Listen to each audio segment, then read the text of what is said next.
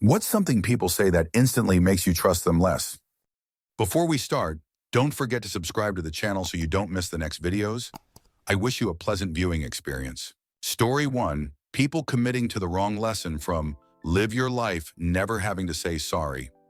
102% of the time, they never apologize for the things they do to people and double down on their cruelty. I feel like the true meaning behind Live Your Life Never Having to Say Sorry is don't hurt people, don't up, and be a good person. A good person acknowledges their screw-ups. Story 2. When they always have some issue or another with almost every girl washer woman they meet, OMG, she obviously didn't know what she was talking about. She kept looking at me weird. She just wouldn't stop talking about how good she looked. As one-offs, these are all believable. But once a pattern starts to emerge, I start wondering if it's a projection, insecurity, and/or internalized misogyny issue. Well, occasionally I see it in the other direction, with people assuming any misstep by a man-boy is actually a move with specifically ill intent. And I mean things like forgetting to do something or being 5 minutes late. Men do get away with a lot, but I've met some people who really don't seem to think they're capable of anything more than laziness and malicious behavior. Sonny, Story 3. When they're the leading expert on anything I bring up, not just political topics or history or something, like I have a friend who has seen every movie I bring up, listened to every album, heard of every news story, explains that they already know how to cook, what I just got excited about learning, has heard every joke, has played every board game. Jesus, he cannot have done it all. I know this because I throw bullshit in there every now and then, and he's still heard of it. It's like this major insecurity of him to let people know that he doesn't know everything. He also knows the best routes, best restaurants, best wines. If literally anyone plans a night out or a movie on game night in, he will boggart the vibe and convince us that he has a better idea. After we are comfortably decided, telling him, no, we are not doing that, bums him out for the rest of the night, haha. Story 4. Anything ignorant about unhoused people. I am floored by how some folks can justify their indifference to the inequity in this world. Anything other than compassionate words and actions towards those living without adequate shelter is cause to run. Story 5. If they go on and on and on and on about how they believe in the truth, honesty, and loyalty, that should be a given, dude. Gives kind of similar vibes to when a person won't shut TF up about how they're so nice. Also, side note, if a person refers to women as females, that crud is so unbelievably whack and rude. Story 6. It's common sense. If it really was common sense, you wouldn't have to say that because everything would already be moving smoothly. Common sense is just what people fall back on when they don't want to explain why they believe something or want something done a particular way, which means they haven't really thought about it. Story 7. Cats just aren't capable of love like a dog. Nope, wrong. The difference between cat love and dog love is that dog love is unconditional and cat love requires the human to have an understanding of consent. If you think a cat is incapable of love and affection, you are loudly telling me you do not respect the boundaries of others. Story 8. If you really cared, you would. I don't have to debase, demean, or destroy myself to prove I care. Whether it's lending money, lending property, or some kinky ass that's probably illegal in 17 states, if I say no and you try to guilt me into yes, I will trust you less. Story 9, my partner telling me, I trust you, I just don't trust him. Okay, so you don't trust me at all to handle myself? Awesome. I will no longer talk to any straight male because I now do not trust you not to say something silly like that. Or when someone says, you don't trust me with your feelings? No, because you just shut them down anyways. Story 10. When they arbitrarily start a sentence with I'm a Christian and there has been no discussion regarding religion whatsoever. Usually it's an attempt at saying, look at me, I'm a good and trustworthy person. My experience tells me that red flags need to be raised high. Story 11. When they start talking about someone you know, if they talk crap about them in front of people they know, then they probably talk crap about you to people you know. Be careful what you share with them because it will be shared with everyone. Story 12. Any variation of trust me. Also, when somebody starts talking about how they don't steal, then proceed to steal. This is more specific to my job. When somebody tries to compliment me, at work it's usually because they're trying to sweet talk me into something. Outside of work, it's either them trying to persuade me to do something or to hit on me even after telling them I'm not interested. Had a guy tell me to give him my number, and after I refused, saying not interested, he just came back with, "But I'm a preacher." Sir, I don't care who you are. Story 13. I see red when I get mad. I black out when I'm mad. You don't want to see me get mad. My eyes change colors when I'm mad.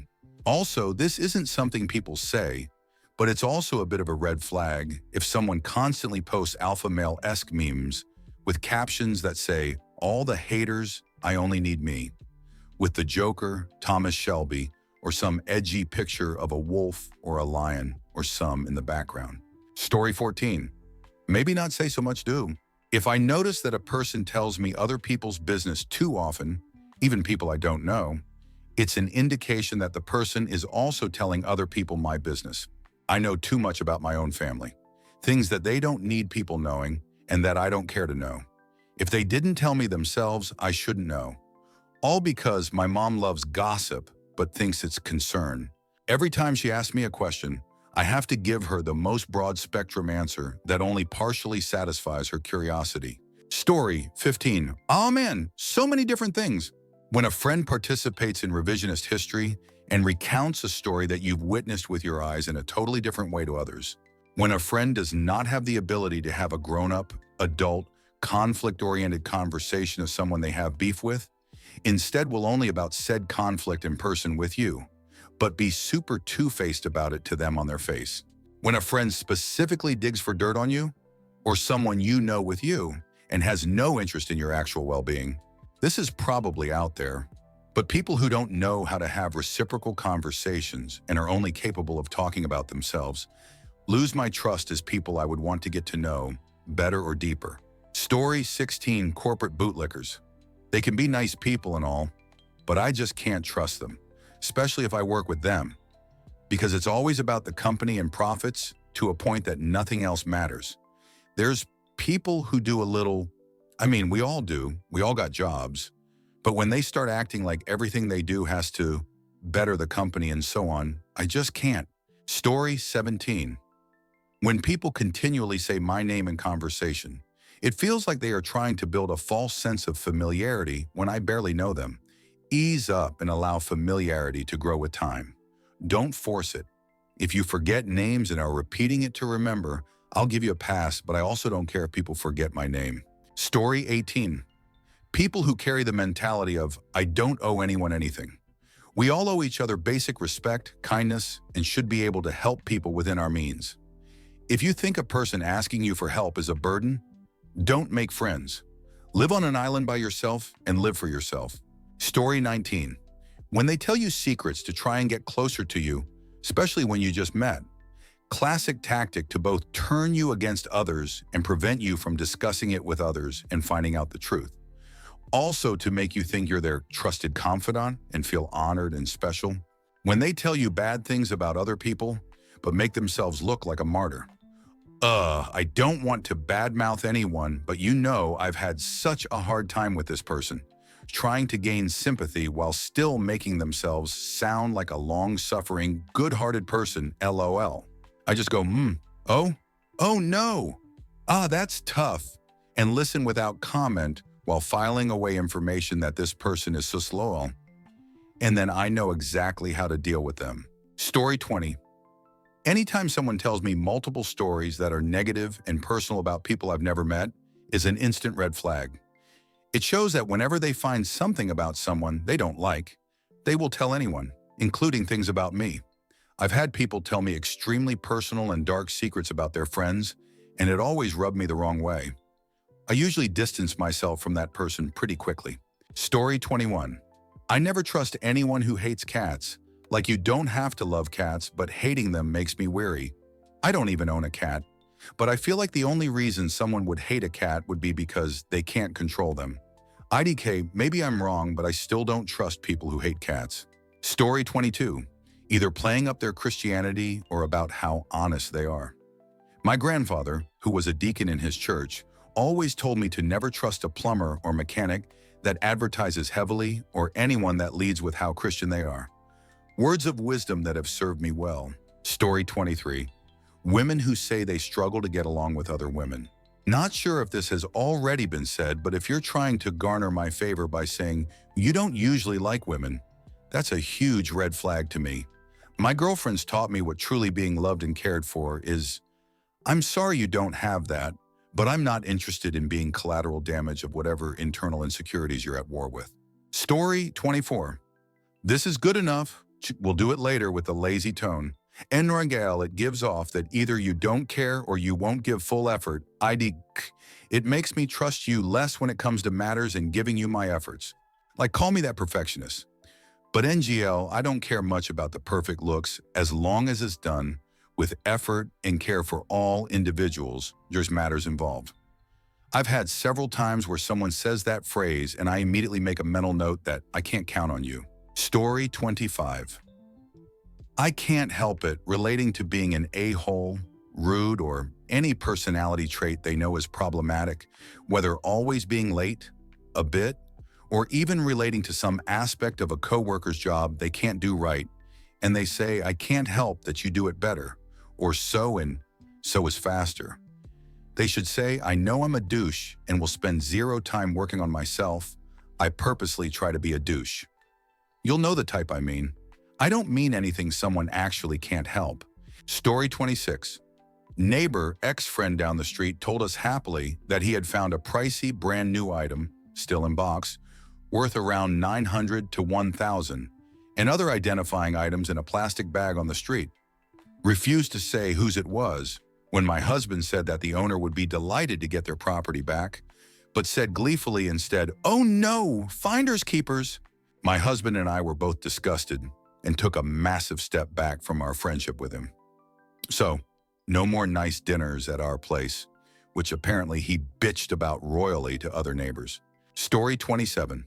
If you can't handle me at my worst, you don't deserve me at my best. Hand in hand with this one are all the people who insist they're just brutally honest or straightforward. When your worst is literally being abusive, I don't care what your best is. And no, you're not being honest.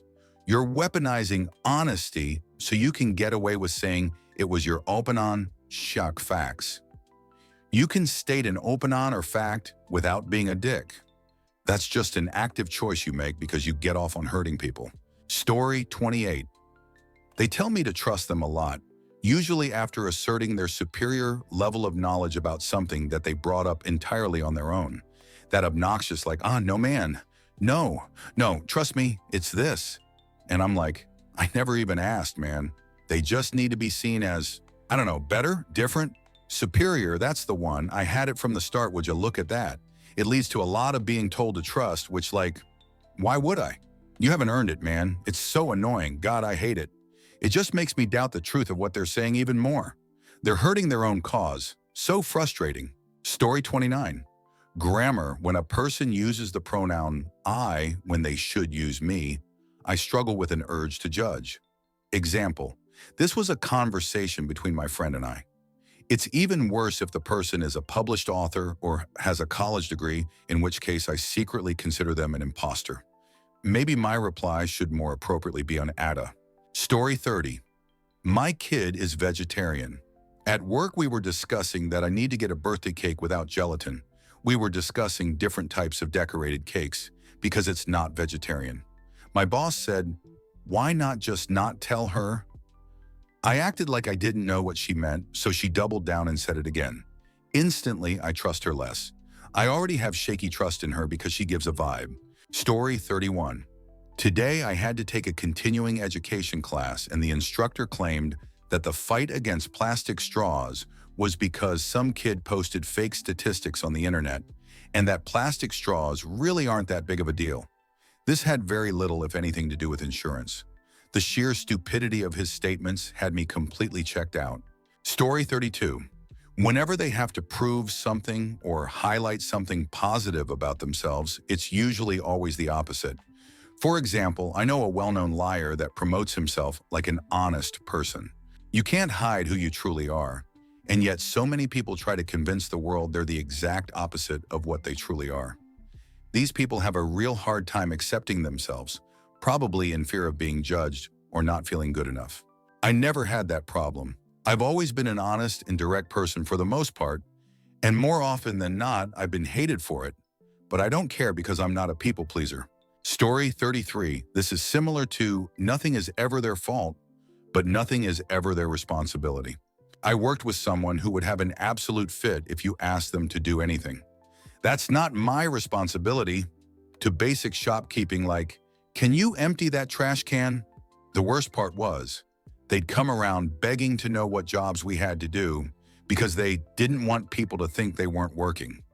But every single task that had to be completed prompted a tantrum where they'd shriek it wasn't their responsibility.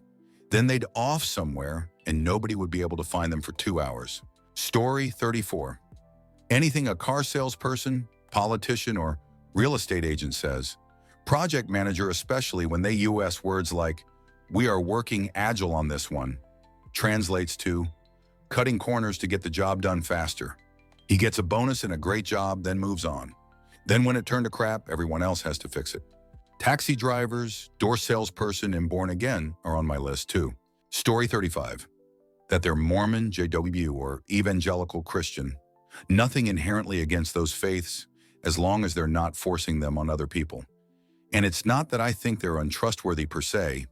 I don't think they're liars and thieves at all.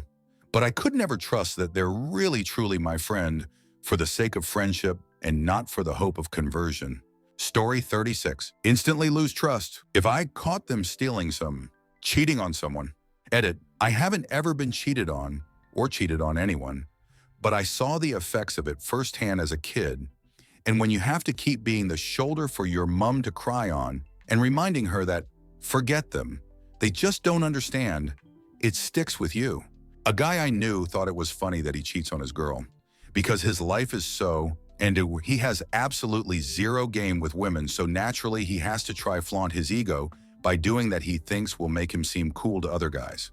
The really fucked up part is he was living in Canada, he's from the Caribbean, with his girlfriend of 2 years, living in her place and not working for at least 18 months, paying nothing towards the rent, sitting at home smoking weed and playing PlayStation all day, and then cheating with his side pieces. He was in Canada illegally, overstayer for 11 years, and eventually got caught, got suspended from the country for a year. So he says this was in March 2017. And of course he proposed to her. While he was out in the islands, he was tourist and stuff, and caught the Zika virus, which he then gave to his girl when she visited and told her she got it from a mosquito. Needless to say, that's not someone I can call a friend anymore, or someone I could say I trust. Second edit. Some great replies to this post. I wasn't expecting so many responses, and it's a shame that so many of you have experienced being cheated on, but don't ever let that get you down. Also, thanks so much for the gold. Hanite Story 37. When someone finds a dead body in a forest, films it, and posts it on YouTube with a clickbait thumbnail, then because of the backlash, he makes the apology video where he looks really sad, but you also know he's also a pretty good actor, so you don't know if he's faking it or not. Story 38. If that person has to abuse others, it's all about the respect they are willing to give. I went to dinner with friends recently, and they brought someone else with them. Let's call him X. The waitress arrives, and before she can say anything, X laid 10 $1 on the table and proceeds to tell her that it's her tip, and every time she makes a mistake, he's taking one away. Seriously, we could not believe what we were seeing. By the time the meal was over, there were $3 left, no explanation why the other 7 were taken, and we left X on his own. We made a point to ensure she had a substantial tip along with our apologies, and we let the manager know that she's not done anything wrong, just in case X did anything else. That kind of abusive, controlling, manipulative behavior is fueled by contempt, narcissism, and disrespect. Story 39. Learning a couple months into a relationship that they're hiding something major from me, like that they've been previously married, or that they still regularly talk to an ex, even casually. If it's obvious that they're doing it because they're embarrassed and not to keep me in the dark, then it's understandable, like some dark family past that they don't want to be associated with. Edit. With regards to my stance on contact with exes, if you tell your current SO and they are okay with you talking to your ex, then it's fine. If you are hiding it from them, then you know it's wrong, or at the very least, something that your current SO would not be okay with, which is equally as bad, provided that you value your relationship with your SO over your friendship with your ex. You don't have to tell your SO every time you talk with your ex. That's almost unhealthy. But if you're talking with your ex and your SO asks you to stop, then it's reasonable that if you care about your SO, you'd stop. Story 40 must determine lying, especially about inconsequential things. If they lie about where they went to lunch for no real reason, I immediately wonder what much more significant they've been casually lying about. I've known a lot of pathological liars, some of them family and trusted friends, and you can only get burned so many times before you stop offering that trust, even, and perhaps especially, to people who seem to automatically deserve it. Story 41. One time I was dating a girl and she said she might be pregnant. She took an at-home pregnancy test. When she came out, she said it was positive, but had broken it and thrown it into the toilet so I couldn't see it. I fished it out and there was no blue line. She said it would have washed out the result. She had also been using the fact that she thought she was pregnant to get me to come inside her. I kinda noped out of there and broke things off. Never heard from her again. Story 42. When they make everything about themselves. Went to a friend's wedding this past July, and one of his friends that was invited immediately starting making the party about himself. I mean going all out, pretending to be drunk for attention, dancing with every person he saw, yelling stereotypical things like, "Damn, look at me guys, I'm fucked up," and just trying to be the center of attention.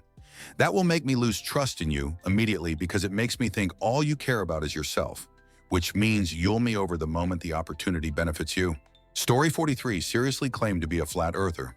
If you truly believe that all of the cameras pointed down on us from space, which are live streamed 24/7, the photos taken from the moon of Earth and from astronauts' cameras on the ISS, and numerous videos online of people strapping video cameras to weather balloons that go into the stratosphere showing Earth's curve have been manipulated just to, with us for no benefit to anyone involved, but to be the biggest trolls ever, then nothing you say nor do can ever be trusted or taken seriously. Oh, and not to mention that you could just test this out yourself by going to purchase a video camera and sending it into the stratosphere via weather balloon. But let me guess, that wouldn't work because all camera manufacturers are in on the scheme too and are spending millions to have secret built-in GPS trackers in every camera. So when they get high enough up, the camera knows to intentionally manipulate the image, making it appear that the Earth is spherical. Story 44. Whenever they're wishy-washy and seem to have no idea that they are. For example, if someone tells me they like something one day, then literally 2 days later think it's not a great idea because of whatever non-major explanation, that throws up a huge red flag for me. Also in the workplace, when someone gossips about coworkers, superiors, or anyone they work with. Story 45. Telling someone that is very close to me, ex, my parents, or anyone in my immediate family, some of my darkest secrets or stuff that they have no business knowing. For example, my now ex felt the need to tell my mom that I had started smoking, only had one when I was drunk, never actually picked it up, and then told my very strict grandfather all the illegal my younger self had done. Both situations then caused me to get my ass reamed by both my mother and my grandfather, even though they had no business knowing. If I tell you something, then I'm trusting you not to open your fat mouth about it. I don't care if you're doing it because you care or not. It's not their business. It's mine. That's one of the main reasons I broke up with her, minus the fact she was abusive. Story 46. I had a friend I met at work who multiple times bragged that he stole his best friend's girl, whom he was dating at the time. I didn't think much of it until shortly after I started spending a lot of time with a mutual coworker who was a very attractive girl. He had a falling out with his GF and suddenly was always interested in what I was doing after work and if he could come over. After a few weeks of hanging out with him, I slowly realized he was using me to try to hook up with the female friend that had been spending her time with me. Then he tried to hook up with her unsuccessfully and in slightly embarrassing fashion. Suddenly he didn't want to hang out with me anymore. And now I have heard from other girls that he's a total fuckboy and a creep. I guess this wasn't instant, but it was a very short time frame from where we were good friends to him not being friends with me at all. Total slimeball. Should have known when he bragged about over his best friend. Story 47, lies or making a fool out of me. I cut off a couple of friends as soon as one of them confessed to the other one, lying about drug use to me. Long story short, he lied to my face to get me to lie to his boyfriend, and then in the morning, confessed, making me look like I was trying to cover for him. Go yourself, meth head. Story 48. If I caught them filming me on their phones when I was just casually talking to them or hanging with friends. Happened to me last weekend with one of my closest friend's girlfriends.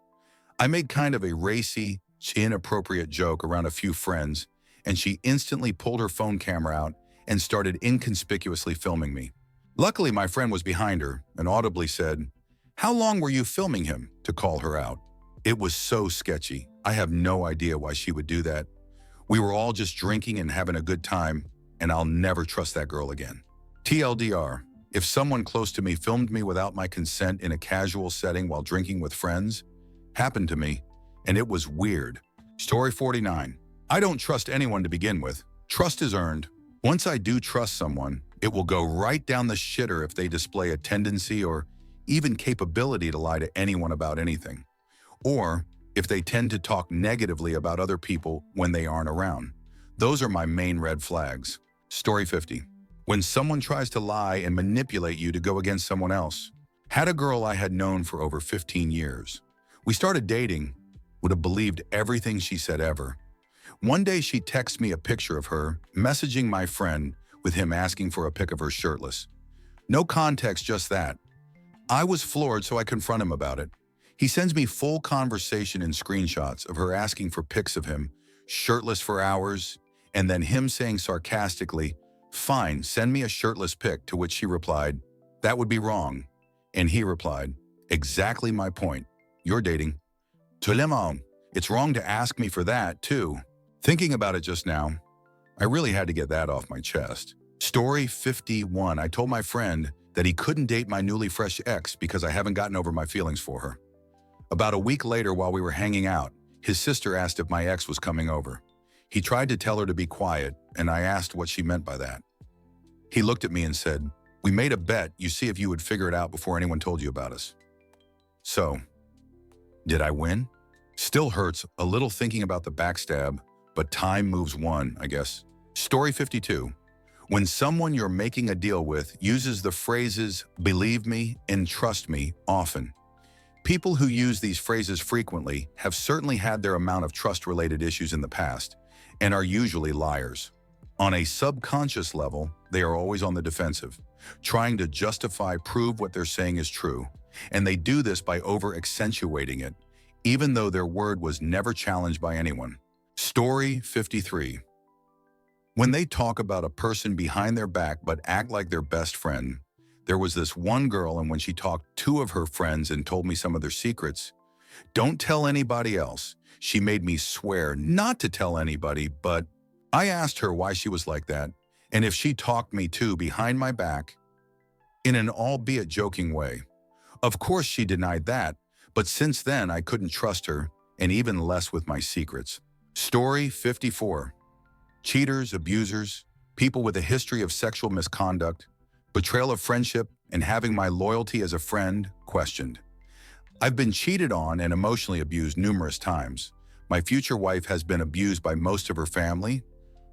I lost my best and only friend at the time to a rapist, and I've recently cut ties with someone who both betrayed my friendship and questioned my loyalty to them as a friend.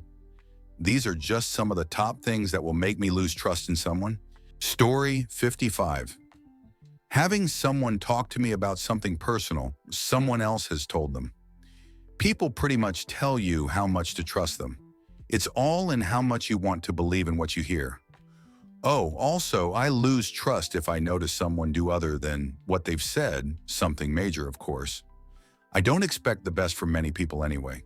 Trust is what blows up in all of our faces, including my own. I don't even think that people should expect anything more or less from me than what they are seeing in front of them. Story 56. Having anger issues.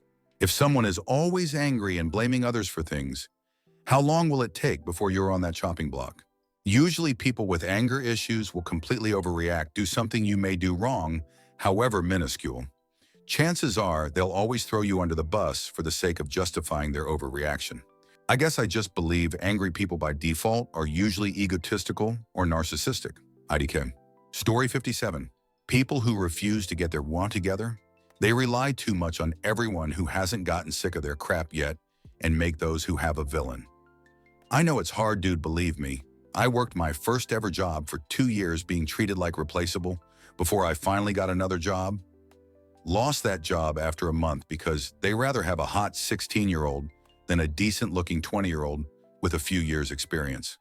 Went jobless for months, had to give back my car and move back home before getting another job and currently working my way back up. Story 58, a lack of world experience. I grew up in bad neighborhoods and bad situations. From an early age, it was about survival. I'm sure some of you can relate. When I meet someone who grew up privileged, who never knew a hardship or a struggle, and has a naive view of the worst parts of the world, I cannot trust them. Because they have no knowledge of how the world actually works, they don't know how to adapt, overcome, and survive in bad times. And with the way that my mind works, that makes them uninformed and unknowledgeable. Story 59 nothing, because I never really fully trust anyone to begin with. I just let them have the sense of trust with most things, so they can feel like I trust them so they don't feel bad. When they seemingly break that trust, I'm not really hurt by it and don't really let it ruin our friendship because I really never expected anything or hold them to some standard anyway. E.g. Dad needed to borrow $1,500 for emergency and promises he will only use it for that emergency because he knows how much I hate his drinking problem. I know realistically he's going to spend a few hundred of that on booze anyway, and only needed 2-3 of that for his legit needs. And if he didn't, that would be a pleasant surprise. I gave him the $1,500. Story 60, when they think they can trust you with their twisted secrets. Not just because it reveals a lot about them, but also because they've gotten to the point where they think you're just like them. I had a friend who had been dating the same girl for almost a year. Following the breakup, he got back together with her 3 separate times. They broke up for the final time maybe 6 months ago. While on a school trip recently, that friend admitted he knew the girl was emotionally fragile and needed a boyfriend to feel secure, and he used that to get laid as often as he wanted. He basically confessed to just using a mentally unstable young woman for her. Today, she's basically just a wreck and has serious trust issues. Needless to say, I won't be spending much more time with that friend. Story 61. Late to the party, but a group of us used to get together and play poker. The most people would lose was like $20 type game. We caught a friend rigging the deck. Yeah, truly sad, because if he needed money that bad, any one of us would have just given him $20 or helped him out. The fact that he stooped to that level destroyed his friendship with most of us and completely ruined our weekly games. Story 62. Had a GF that told me stories about an abusive ex that was 6'5" and a Russian cage fighter. He sounded horrible. We got on well as a couple, but there wasn't much in our worlds that overlapped. She drags me to a party full of her gay friends where the only person I know is her. Just as we enter, she tells me her ex might be there. Thanks. So I end up just hanging in the backyard, scanning for a huge scary Russian, and this little sweet dude starts talking to me. And we realize we're the only straight guys there at a fancy dress party, and he's really nice and funny, and it's all good, and we chat and tell bullshit stories for an hour or so. So my GF rocks up to us looking all worried and properly introduces us to each other, ex and current. After that, I took everything she said with a grain of salt, looked into it a bit deeper, and realized she was 95% full of lying-ass drama queen. Story 63. From my now ex on the night he told me he was leaving. I'm in love with another woman and I'm leaving. I'm polyamorous and have been having outside relationships for the last 18 years of our marriage. I never told you, but I figured you knew, and you were cool with it. Yeah, after that ton of bricks, I don't trust his fat ass as far as I could throw it. Unfortunately, I now have severe trust issues and rarely believe anyone is what they say. Sigh, my common tale of woe. I'm so much better without him. Story 64. I have a cousin who I treated as my little brother. He usually came to me for help with personal stuff. I usually took him out for dinner to discuss his issues whenever it happens and try to find a solution. I've done this for years and I always pay. He never once offered to pay for anything, but I never cared. The last time he needed some help, I decided I was bored of restaurants, so I drove him to the heart of NYC to get some awesome gyro platters. I then took him to Roosevelt Park where we chilled under the 59th St. Bridge and talked most of the night. I felt like I got through to him. A few weeks later, I found out he was bad-mouthing me to his friends, stating I was cheap with dinner, complaining that I only gave him gyro. Man, I was heartbroken. I stopped talking to him for a year. Slowly, I put the last behind me and started to talk to him again. Every time we talk now, he says, "Let's go out for coffee." I always decline and always whisper under my breath, "Go yourself." Story 65. Men insult each other a lot, and most people tend to think it's a weird male ritual that serves no purpose, and some would go so far as to say we shouldn't do it. Those people are horribly wrong. It's a vitally important test we perform against each other to A, see if strangers are good-natured enough to brush it off or roll with it, or B, make sure our friends can still handle it well. It's essentially an emotional stability test. If I make a funny at your expense at a bar, and you take it a step further in self-deprecation and make me laugh, I instantly know I can be your friend. If you get in a huff, I know I can't trust you around my people. Story 66. This might sound bad, but I would lose trust just because someone is unpredictable. That's just because trust is an inherently human characteristic, and humans should be able to understand other humans relatively easily. We're all supposed to eat, sleep, share and work, and have hobbies, right? For example, this guy keeps asking me to try some of my food at lunch, but when I'm hosting a meetup, he just declines the free food that I provided. WTF. Story 67. I've said this in a different board, but lying, especially catching someone in a lie. I actually ended a friendship. For other reasons as well, her mom was a control freak who has unreachable standards as to who could be friends with her daughters, because an ex-friend of mine just could not stop lying to get people to like her. Every little thing that came out of her mouth was almost always a lie, and even when it wasn't, I had no way of knowing if she told the truth or not. Story 68. Got you right here, OP. Just this past week, my girlfriend of 2 years broke up with me for someone she just met a little over a week ago. Found out she was seeing him over her Christmas break a few days while I was at work. They're to be engaged in a couple weeks. Everything seemed like it was going good for us, but what the do I know? Obviously they weren't. But yeah, I must say that is a great way to make me instantly lose any form of trust for someone. Story 69. Claiming that their dad installs child porn onto the family laptop when it turns out that it was actually him and that he installed it all, but who knows what to believe. It might not even be child porn in the folder because he won't open it either way. Then trying to further get sympathy claims that he's going to run away to Canada, but after a few weeks of inactivity, he uploads some COD gameplay to his YouTube channel. Yeah, I've seen some. Story 70. This is something that did make me lose confidence. I have 2 friends who I'm really close with, and we go around all the time, kind of in a trio. One of them starts dating a girl, and they seem pretty happy until the second friend starts asking her for nudes and accidentally liking her pictures at 3 a.m. When confronted about his behavior with evidence and relative kindness, friend 2 lied about what happened and how it went down. I hardly ever talk to him anymore, and he will never have any way to ever talk to my girlfriend. Story 71. So basically, because I'm a piece of a person, everything makes me lose trust in anyone. Like in all honesty, due to past experiences, relationships, both romantic and friendship as well as family, I cannot trust a damn person. My own flesh and blood turned their backs on me at a young age. I've been cheated on in relationships as many others have been. I've even lost friendships because of some of the things I went through. They simply didn't believe me. Being homeless, for example, I'm hell of a lot better off now. And when it comes to romantic relationships, I just see the small things that could, and have, lead to horrible outcomes. A great portion of those experiences made me open my eyes and question everyone's motives. Some call me narcissistic, and I agree with them to an extent. Due to my personal time and mental physical injuries in the past, I simply cannot believe a damn thing anyone says.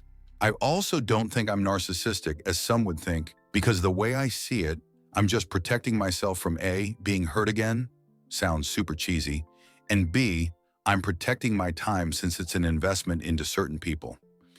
Why waste my time on someone if I don't even believe a word they say, especially when their actions don't match their words? End rant. Story 72. Someone who steals from you or doesn't respect your belongings, especially if you are kind enough to let them borrow anything.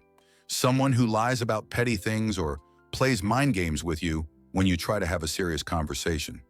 They don't have the same standards to treat other people how they expect to be treated. If they use gaslighting tactics and will not ever take accountability for their own mistakes or negative actions, they blame others for everything that goes wrong and talk negative about everyone around them, even people they just met. Someone who expects to get something in return for doing anything for someone else. They consider themselves more important than everyone else, even their own partner. Story 73. How about when you take your car to the dealer for a 45-minute recall repair and 2 hours later, they come out with 6 kitbas worth of recommended maintenance, including replace bulbs and front marker lights to the tune of $235. Fine, I figured I can replace them for 6 worth of bulbs. Get home and realize they were talking about replacing the bulbs in the reflectors. Marker lights were fine. Story 74. Just sharing private conversations. Me, a friend, and one other guy who isn't important used to be hang out with these girls. Just friends who I have grown to hate and wish they all died. Recently, I found out this guy made a group chat with these girls and was sharing things I said. The girls proceeded to share everything with everyone. It's been a while, and some offensive jokes I've made, that were just jokes, I wasn't actually serious, have turned to hate speech apparently. Now pretty much everyone that knows of me hates me. Story 75. I still feel going back on a handshake is one way to lose the trust of anyone. Was at a car dealership and worked with a salesman for an hour. Agreed on a price of said car for $39,500 from $44,000 to $900. He shook on it, came back with the finance paperwork for $42,500. Thought I was joking with him and said, "You know I can't go that low, but this is the lowest I can give you?" I promptly walked out, ended up going somewhere else. Story 76. When I find out they've lied to me, plain and simple, I've experienced too many liars and not a single one of them gets better. If you're family, you might have a single chance to make up for it, but you'll be on my list for a while. Don't lie, it's not worth it. If you want to get better and stop lying, you can. But losing at least one person's trust forever is a consequence you will have to deal with when you're a liar. Story 77. When they make up big lies about little things. Had a friend in HS who skimmed her knee after tripping and falling on asphalt. Nothing major, just a few scratches, and we laughed it off. 2 days later, her mom comes over to my house and tries to fight my mom in our yard and telling me to stay away from her daughter. Apparently, the girl's mom asked her daughter why she had a little band-aid on her knee, and she told her that I forced her to skip class, and that when the school security saw us leaving, I started running and tripped her so that she could be caught and I could run away. Like, who comes up with lies that elaborate for a scratched knee? The mom found out she was lying and apologized to me and my mom about a month later, but I was over it and happy that I finally had an excuse to not be her friend anymore. She was super self-absorbed and had a huge sense of false humility. She still tried to be my friend though, and couldn't understand why I didn't really want to be around her anymore. She even followed me to college and begged the RAs to make us roommates, until they realized she was crazy and moved her out 3 months later. Great girl. Story 78. I had friends where I grew up. Everything was good at the beginning. Then they started ignoring me when I was trying to hang out or play games with them. And then they stopped inviting me to stuff and I figure out they were doing stuff together without me. Even pretend nothing happened. Now I feel very angry and sad quite fast if someone doesn't respond or gives a lot of bad excuses. Ain't easy making new social circle when your main circle collapsed. Story 79. That's a major point of it. I have been notoriously bad with managing money, and my friends were always nice enough to lend me cash if we went out, because they didn't want me to feel left out. And of course, I did intend on paying them back, but I got paid and didn't make a lot of money and wanted to keep the money myself like a selfish and didn't give these very giving people their money back And I also admittedly turned into a compulsive type of liar to keep people from asking me for their money back. And the consequences were that I lost my best friend and multiple other close friends that I knew for a long time, and the relationships have never been the same or inexistent. Story 80. When somebody lie about money, I'm not stingy about money, but I do want the courtesy of you telling the truth if I'm going to pay something for you. The worst betrayal is when family lie to you just so they can get a little extra. My family lied to me on multiple occasions. Now I do my own research rather than just taking their word for. And every time they try to guilt me into trusting them, I just tell them, you had your chance and you blew it. Nobody to blame but yourself. Story 81. I've worked in a state forensic hospital for a while among borderline personality and psychopathic individuals. I did several papers on lone wolf terrorism and read a lot of books about this population. I lived with an individual with borderline personality for 7 years. I bartended among the business crowd for 15 years. I developed a heightened sense for people who are untrustworthy. I really don't have to hear them talk for long, but I let them talk to give them a benefit of a doubt. What really sets me off is overly charming individuals. There's a mismatch between the sincerity in their eyes and the smile on their face or their body language. I've seen women and men manipulate the same, opposite, with a simple smile and a touch. It's nauseating. Story 82. People who make it a point to one-up you in everything. For example, if you have 2 exams to study for the week and you're so stressed out, and a friend says you have nothing to worry about because they have 4. I hate those type of people. We are allowed to feel emotions and stress. How can I trust someone who constantly thinks they need to be above me in everything? Story 83. If they gossip, talk badly about other people, especially if they act polite or even nice to the person's face, anything you say or do could be used against you sooner or later, and you'd never even know they've got a problem with you. Never mind keeping rumors from spreading. There can be no trust in that situation. Best to stay as far away as possible to begin with to minimize damage and keep from getting hurt. Story 84.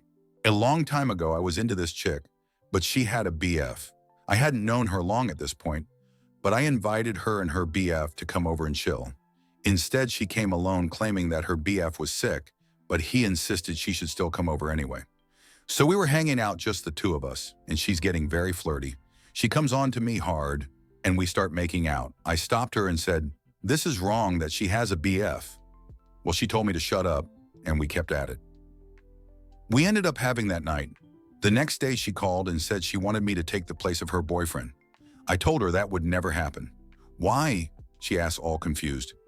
I told her that I couldn't be in a relationship with someone who has no problem cheating on their BF. Story 85. Burglarizing my place. I had a friend I knew for years. You could say that we were best friends.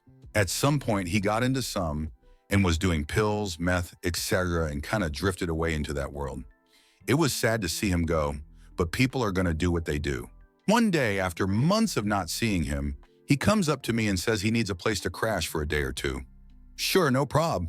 We're still on good terms, and he's my best friend who I had lost. A couple days turn into a week plus, and I tell him he has to go because it's not only unfair to me, but it's really unfair to my roommate who doesn't even know the guy.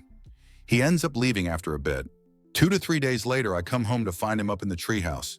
Now I'm kind of getting irked. I tell him he's really got to leave. I still love you, man, etc. A couple weeks after that, I come home to my house burglarized. Every higher value item of mine that would fit into a duffel bag was gone. My DSLR, laptop, iPod, etc. was gone. Interestingly, none of my roommate's stuff was touched. I called the cops and waited for about 3 hours. The cop came and I showed where he broke in, where there were handprints, etc. He didn't care, just wanted a list of what was stolen for his report, and if I had any more info, I could contact him. Well, after I had posted about the burglary on FB, a mutual friend PM'd me about how our buddy was at his place and was playing music off of an iPod that resembled mine. You used to be able to request a custom engraving on the back of an iPod, maybe they still do. Anyway, the iPod he was playing matched the engraving that was mine. After some weeks, I was able to gather more info and give to the police. They didn't really care. Though about 2 months after the burglary, my buddy was arrested in a different case for having burglar tools and prowling. Oh, BTW, one of the things he stole was a bike that I was working on for my 12-year-old nephew. It wasn't anything super expensive, but he definitely knew it was for my nephew as I talked about what I had done so far while he was staying at my place. Story 86. This might be a weird one, but if I notice I'm constantly the one putting in effort to make contact or hang out, and if I'm not asking, they won't get in contact, I lose trust in whether or not Shachishori Kirin wants to hang out with me and will inevitably end up semi-ghosting them because spending time with people who don't want to spend time with you of their own initiative. I think this is the longest run-on I've ever wrote, and I am ashamed. Story 87. If someone outs me to their friends, shasho family, co-workers when it's convenient for them to have a queer, trans, mentally ill, disabled friend, when they want are to have more social clout because they're the paragon of perfection for putting up with me, or to make their opinion on something seem more important and talk over people. Double points if I have to find out through someone else. Triple if I'm in the room and am suddenly the soup's awkward center of attention. Story 88. If someone has different rules for themselves than for others, that is a major deal breaker when it comes to me trusting people. I once had a roommate like this. I had been making praline chocolates for my GF, and the kitchen had been quite a mess. I went to the store to get something, and my roommate found only my GF and, to be fair, a messy kitchen that she cleaned. She proceeded falling out in the worst way towards my GF. When I came home, I told her that I had messed up the kitchen and would clean it. I also angrily said that my GF is not her roommate, and she should speak to me as her roommate, not to my GF, especially with all the nastiness. A week later, I found out that a new bottle of laundry detergent that I had bought was almost empty. Usually lasting 6 weeks, now less than 2. I noticed that she was doing laundry and asked her whether she had used so much since laundry detergent is quite expensive, and I expected it to last longer. Just a question, bear in mind. She fell out with exactly these words. "We have a third roommate, you know. Ever thought about he might have used some? Just because you see me now doing laundry does not mean I used it all. You should think before you speak." Our other roommate left a couple of weeks later. BC, he was planning his wedding, so we got a new roommate. She immediately started to talk behind my back, the new roomie told me. All nasty things about me personally and about my family and what we are like in church. Mostly lies anyways. Then it definitely dawned on me. If she feels that she cannot control me, she will try to control how others think of me. I remained brutally honest with her after that until she left the house. TLDR, people who try to control me and people with different standards for themselves than for others. Story 89 day, year 56 of her showing up at our place when it was her scheduled time with the kids. Just as we are heading out on a big weekend that we had planned months in advance with her, BC, we knew it would be an issue. This was a ski trip, MLK weekend. She shows up an hour before we were to leave for the airport, after extensive planning and money spent. She says to my husband, "I cannot handle your children anymore." He says, "I know, babe, I will take them again for you." And I lost trust in him, her, and the fact that things would ever change. Story 90. To some degree, I can understand someone wanting to complain about someone behind their back. Sometimes confrontation is hard, and especially if it's something trivial, and you're only complaining because you're in a bad mood. Seeing people completely assassinate another friend's character for no discernible reason, and yet still continue to be best friend buddy-buddy on the surface, is not good though. It's made me look at friends and acquaintances differently, and it's also caused a serious friendship split in my group of people. Luckily, only through that person leaving the group. Story 91. My job is pretty much entirely based around detecting lies and reading people's intentions. And an obvious but huge one is this.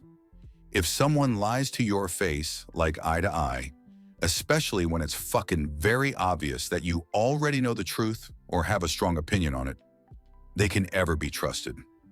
I don't care if they are your wife, your best friend since childhood, or your mother. They may tell the truth for the next 99% of time you know them, but I promise you, when it counts, you can never trust them. I don't know if it indicates compulsion on their part, or if it's just a douchebag entitled mentality that makes them feel superior, but it's true 100% of the time in my experience. Also, I never trust anyone who talks about their past and themselves as known or like they have an audience of followers or something. X. I know everyone in X, we ran that. I'm from XYZ, Los Angeles, the Bay, Chicago, NYC, etc. Constant bragging, embellishing, bravado, posting on social media like, all my haters can off. Get a life. They're jealous I have the perfect life. Blah, blah. You can always trust that they will sacrifice anyone or do anything to benefit their image and standing and then lie about what happened and so on. Story 92. Cheating and being proud about it. One guy I met was really chill and laid back. We got along together immediately. Turns out he cheats on his GF for the past 8 years with anything that has a vagina and talks to him. It's like his quirk. Some people are funny. Bob is a cheating scumbag. How many this week? 5, damn you, hot dog. Sorry guys, but that's really low, and another good friend of mine started as much as his mentor. He also cried when the love of his life, that he never dated, who was with someone else, denied his love. If you are my friends reading this, I still like you, but that's mostly why I'm not hanging out with you. Story 93. When they talk about you behind your back, especially if what was said was damning, or intentionally paints you in a bad or unintelligent light. My BF needed some advice from friends after we had a particularly bad fight and jumped in a chat full of 10 to 12 of our guy friends to paint a completely one-sided picture of everything that had happened and completely omitted any of the actual reasons why he knew I was upset with him. By the end of it, it became this big circle jerk, with most of them agreeing that women are emotional, not logical, and that they need to be allowed to do things the wrong way, so that men can prove them wrong by coming behind us to fix them later. As though we need to be trained like monkeys. The chat had like, women need to be treated like children, and statistically speaking, I'm smarter than her. My problem isn't that he sought advice from our friends. My problem is that he did so in such a way that intentionally steered or encouraged them to make the assumption that I'm the one who was in the wrong, and he simply couldn't prove to stupid, stubborn little old me that he was right because I just wasn't capable of processing his superior intellect in the matter. I've spent the entire last year and a half trying to be friends with his friends, and now I feel like he's pissed away all of my progress with the male half and a good chunk of my reputation. It was everything I could do to keep myself from saying, we're done here. I'll pack tomorrow. If it ever happens again, I'm gone. I'm not going to spend my life wondering what my friends do or don't think about me. There is a huge difference between seeking honest advice from a friend and knowingly making your story one-sided to an entire group of people, thereby making me look like some militant, unyieldingly stubborn who manipulates this entire relationship. I'm so goddamn mad I can barely contain myself. Not a single one of those people who are supposedly my friends, too, had enough hair on their balls to be like, you know what? He is really mad right now. So maybe this dude's story doesn't quite paint a clear picture. I don't want a thing to do with any of them now. I don't want to see them. I don't want any of them to hug me. And in several months, when my rage has finally subsided enough to allow them to make eye contact with me again, we're 100% done with the familiar, vaguely flirty, easygoing relationships that we had before. We're done with any cute dresses or low-cut shirts at parties. Not going to have people make lacking assumptions about my intelligence or character and then enjoy ogling me at parties. It's mostly the general consensus that men are more intelligent and logical than women that bothers me. You have to treat women like children. You have to mental ninja them. You have to let them learn the hard way. I've never ever in my life dated a man that could even consistently manage to get his underwear in the dirty clothes hamper, so good luck with that. It's typically us that come behind them and fix. And we just never talk about it because we've accepted that this is what our lot in life has to be to happily coexist with you. He tried to make it out like all of his friends were joking with what they said. I'm not stupid. Some of it was. A lot of it was clearly not. Sometimes I feel like he has no idea who he's talking to or how much time in my life I've spent practicing catching people in lies or attempting manipulation. That's before we get to the fact that I've lived all over this country, have dealt with people from all walks of life and cultures, and have done more college than him. Biggest difference between us ladies and them? My lady friends and I don't talk about any of them in our ladies chat, Never had I ever, in any capacity, told any friend that he and I have had a fight and it was his fault, or I was right because you have to let women things up and let them realize they need a you to fix it for them. Yeah, okay. Y'all can hold your breath while you wait for me to need anything from you. Excluding physical strength, I'm just as capable as any man. I feel so heartbroken, embarrassed, and disgusted. I don't complicate or tarnish his reputation with anyone, ever, or misrepresent how intelligent he is. I really honestly thought I was dating someone that would do me the same courtesy. And maybe most of the time he does. But how do I know now that this isn't going to happen every single time we disagree? Story 94. People who mistreat animals. I volunteer with cats and see so many sad stories. Used as live bait for coyotes, dumped in a grocery bag, dumped in cardboard boxes in ditches by busy roads, shot with BB guns, beaten. What makes this worse is I have hyper-empathy and makes me 200x more jaded against monsters who do this garbage to cats or dogs or horses or birds or any manner of animal that are domesticated or even wild. I won't get into hunting because that's not 100% relevant to this one this time. The animals that are domesticated for companionship and abused boil my blood quicker than anything else. If you abuse an animal, I have no sympathy for you. You are a monster, and I will do the same to you if I could. Story 95. I'm sure you meant people in your inner circle, but something I have had to learn is how to deal with trusting strangers. I would say, especially being a woman from a small town to a city, but shady people are everywhere, let's be real. I read that some science behind it is that we decide how we feel about strangers in the first few seconds of looking at them. That's all there is. The trick, whether it's a stranger or a boyfriend, is to find a balance between trusting your instincts and allowing yourself to risk a little bit to make meaningful connections with the rest of the world. Story 96.